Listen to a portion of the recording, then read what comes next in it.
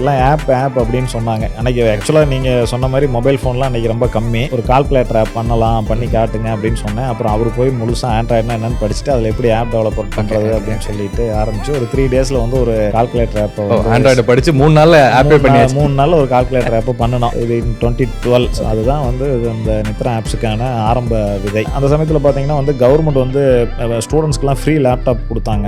அப்போ கொடுக்கும்போது அதில் பார்த்தீங்கன்னா அந்த எக்ஸலில் வந்து ஒரு 30,000 இங்கிலீஷ் தமிழ் டிக்ஷனரி வேர்ட்ஸை கொடுத்துருந்தாங்க. ஸோ அந்த ஃபர்ஸ்ட் கண்டென்ட் எடுத்து தான் நாங்கள் வந்து இங்கிலீஷ் தமிழ் டிக்ஷனரி ஒன்று ஃபர்ஸ்ட் லான்ச் பண்ணோம். பிளே ஸ்டோரில் வெளியிட்டு முதல் ஆப் இங்கிலீஷ் தமிழ் டிக்ஷனரி. இது 2012 அநேகமாக ஒரு செப்டம்பர் அந்த ரேஞ்ச், செப்டம்பர் 5 நினைக்கிறேன். இந்த டேட் இஸ் அது. இப்போ அந்த காலகட்டத்தில் நீங்கள் சொன்ன மாதிரி வந்து ரொம்ப இயர்லி கூகுள் கூட வந்து இந்தியாவிலேருந்து ஆப் அப்லோட் பண்ணுறது அப்போ தான் அலோவ் பண்ணுறான். இப்போ பிளே ஸ்டோருங்கிறது பேர் வந்து மார்க்கெட்னு இருந்தது.